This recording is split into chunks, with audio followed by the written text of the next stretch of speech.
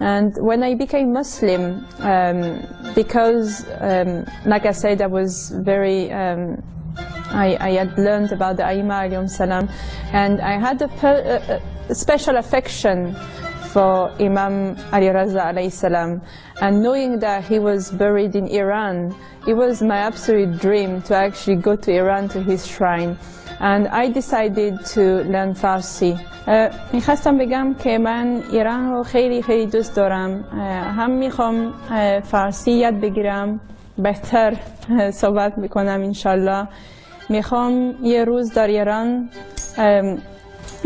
برم. میخوام امام رضا علیه السلام زیارت کنم انشالله. ای حرمین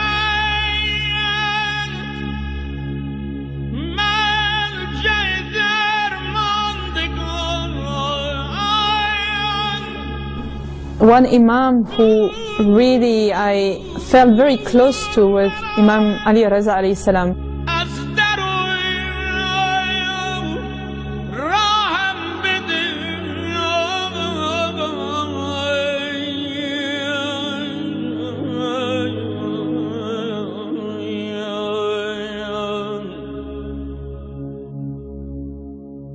And I felt very close to him because at that point I started to lose a lot of my friends and family over what I was actually starting to go towards, which is Islam.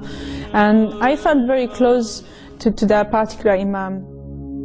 لایق وصل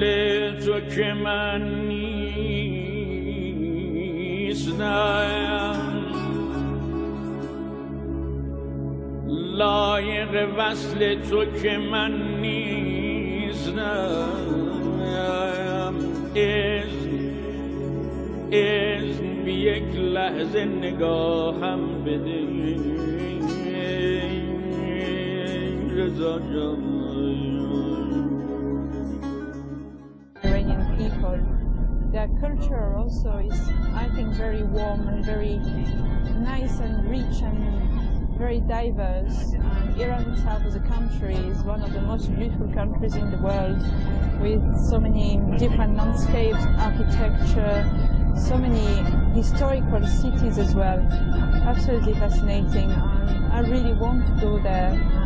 And I personally learned how to cook Iranian food, and I'm very keen on some food that I particularly like homemade sabzi, for example, or I've also learned how to drink the chai the Iranian way with a little piece of sugar, for example. And there are many aspects in their culture that I like, and as I mentioned earlier, I'm also learning Farsi, and I think it's a very beautiful language.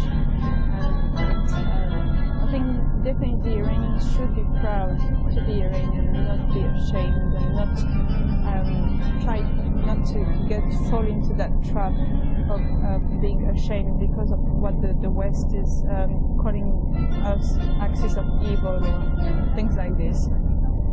I think this shouldn't be the case.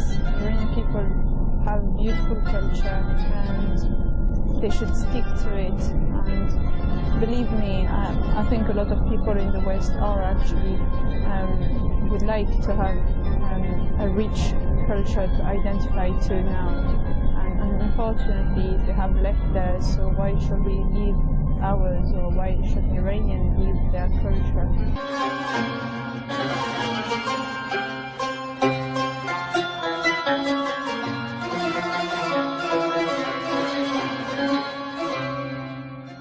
And now I want to study Arabic, and I've started to study Arabic on my own because it's the language of the Quran, and unfortunately there are not many Shia books from the early scholars who have been translated in English.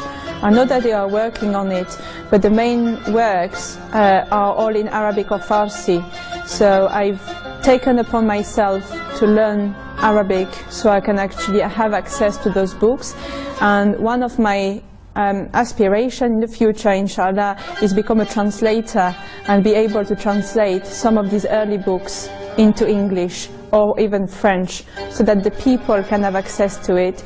Because other schools of thought in Islam, when you go into their bookshop, they've got absolutely all their books translated and very cheap. Whereas I find that the followers of Ahlul Bayt alayhim salam don't, unfortunately, when you go to one of their bookshops in England, you don't have access to many books, and the books that they have are very expensive as well. So this is one of my target in life, being able to translate some of those books.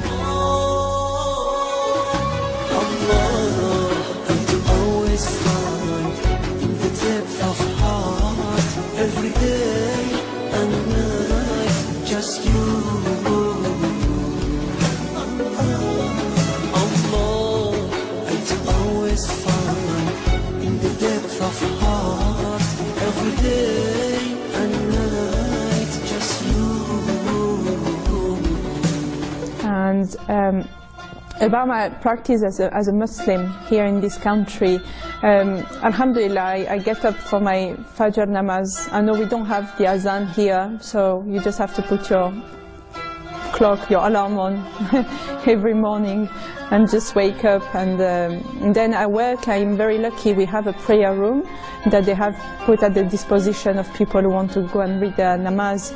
So I pray at work, and usually I have to combine my Zuhr and Asr together. But this is, Alhamdulillah, it's fine for us. And then when I come back home, read my Maghrib and my Isha. And usually in my free time, I tend to learn a lot, to read a lot of books. And like I said, I lecture as well. So every day I try to read, and I have a little book of du'as that I also try to do. I work in a call center, so in between calls I always have my tasbih that somebody has offered me from Karbala, with beads from Karbala, and I try to do the zikr of Ali Muhammad and Muhammad sallallahu alayhi wasallam. So I try to integrate the religious practice into my daily life. And I've had actually colleagues from work who have inquired about some things from Islam, for example, the tasbih.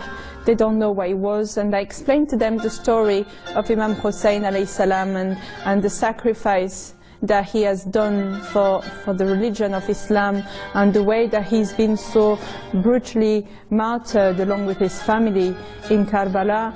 And I find that people are, if you speak to people, to the non-Muslims in the right way, and you approach Islam in a way that they will understand, they are actually very receptive and they want to learn more. And I find it great occasion actually as a religious Muslim to explain Islam to the non-Muslims. And whereas some people are not really practicing, and unfortunately it just shows that to other people that Muslim is just a culture, whereas it's not a culture, it's a way of life. And not only is it a way of life, but it's a perfect way of life. So I always try to convey that, and that happiness of being a Muslim. Since I have become a Muslim, I could say that I've had the most trouble ever to be able to keep my religion. But what I've got in my heart, what I have gained actually inside myself, is more, it's better than all what I lost. And I lost a lot in terms of family, in terms of friends, in terms of worldly things.